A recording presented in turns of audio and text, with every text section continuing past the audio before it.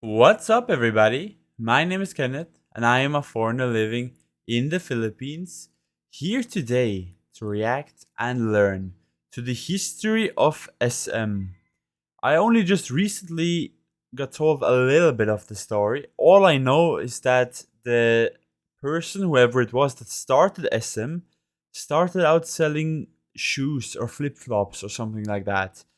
That is everything I know, but I think it's quite an inspirational story, from what I know. So I thought today we would sit down and watch a video about how this SM started, because here in the Philippines, you see SM everywhere. And so yeah, I really wondered how he managed to do that from very humble beginnings. So without further ado, let's just get right into this video and see if we can learn a little bit about how and why he started SM. So yeah, let's go. This episode is made by Partizan. We have a big hitter today, and it's been long overdue, but I'm finally gonna talk about SM.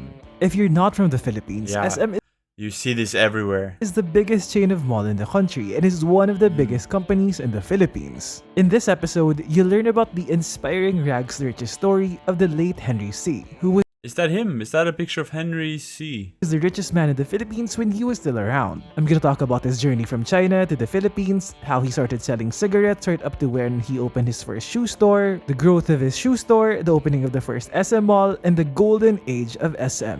Basically, the Wow. complete history of the SM empire.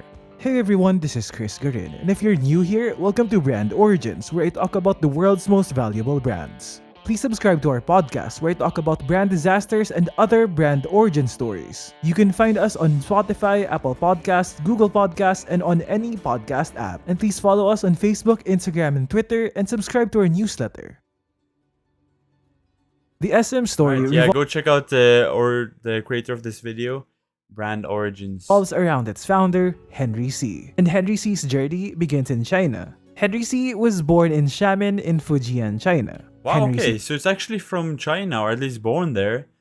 Is he of Filipino descent but living in China, or fully Chinese that moved to Philippines? His family was incredibly poor at that time, and his father was running a shoe store in Manila. And everything he earns in Manila, he would send it back to support his family in Ah, so shoe store. Yeah, that's where I got that from. China. Keen on helping his father out, Henry C decided to travel to the Philippines. What's amazing is, traveling from China to the Philippines meant that he had to do so by sea, and these trips were long and grueling. To paint the picture as Wow. to how frightening this must have been for the young Yeah.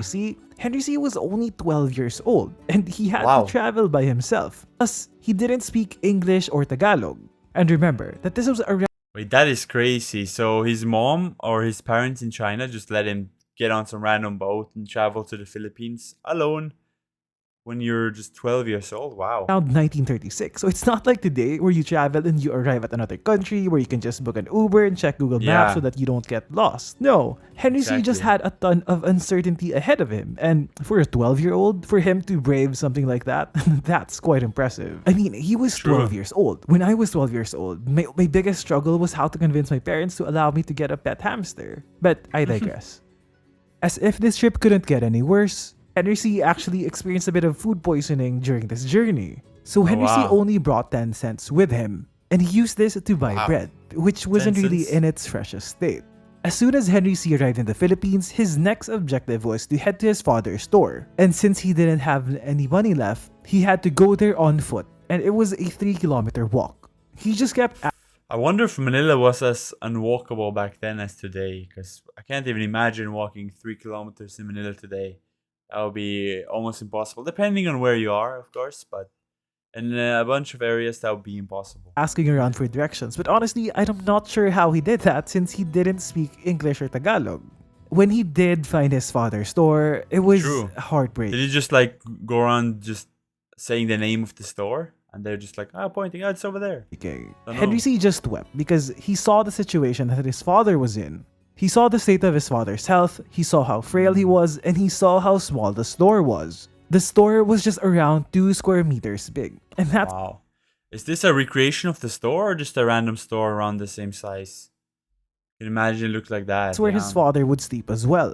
But Henry Wow. knew Sleep exactly there why he even. was Wow. there. He was there to help his father, and so he went to work. Every morning, he'd go with his father to Divisoria. That's where he and his dad went to get the goods they'd sell for the day. During the day, Henry was the one calling out the customers, drawing them to the store.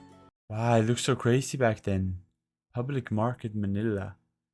Is this the area still around? Divisoria, you call it, I think? Is that still an area in Manila today? And as soon as his workday ended, since there was no space, the store's counter where they put the goods they were selling, he would clear this counter and that's where he would sleep on. Eventually, Wow. they were able to earn enough for him to go to school, and he enrolled at the Anglo-Chinese school in Quiapo. Henry wanted to get ahead, and so he asked his teacher what he needed to do to graduate faster. He told him that he needed to reach a grade of 90, and Henry, determined as always, he finished grade school in 5 years and as a valedictorian. Wow. Henry was motivated to get ahead, eager to have a better life, and he did what he could. But then, sadly, some things are just out of our control.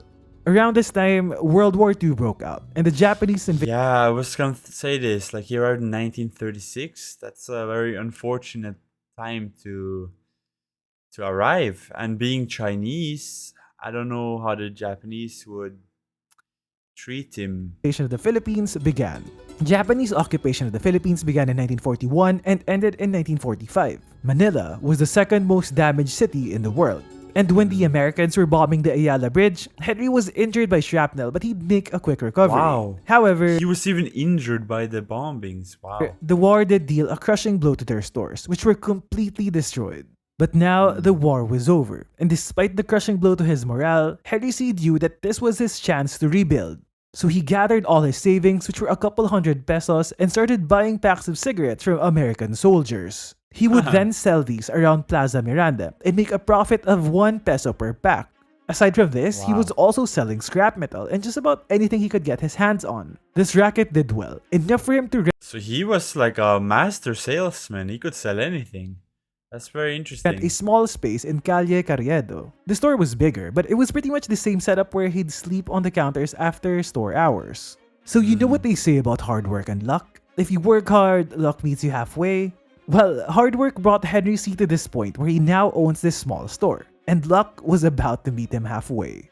A man approached Henry C. This man was importing shoes from the US. He was a wholesale supplier of shoes. A lot of these shoes were shoes worn by American soldiers. Oh, and these are combat boots, but they're not the combat boots you have in mind now that look like they can break a skull.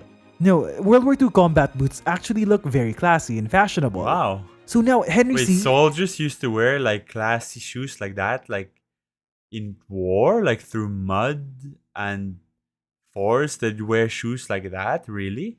Wow. got excited about this opportunity, but he didn't have enough capital. So he teams up with a guy named Lao Kang, his grade school classmate. Together, they pool all their money and got their first creative shoes. And so they start selling these shoes from their small store, and so far, this becomes Henry C's biggest payday because sales were just exploding. And he actually Wow. earns enough to afford to buy his first car. The business started growing, and so they Okay, wow. So that means he's making quite a good amount. Like, if you own a car back then, I think you're pretty wealthy. leased some more space. This store became the Plaza Shoe Store. No, this isn't Shoe Mart just Is this store still around today? SM has a lot of money.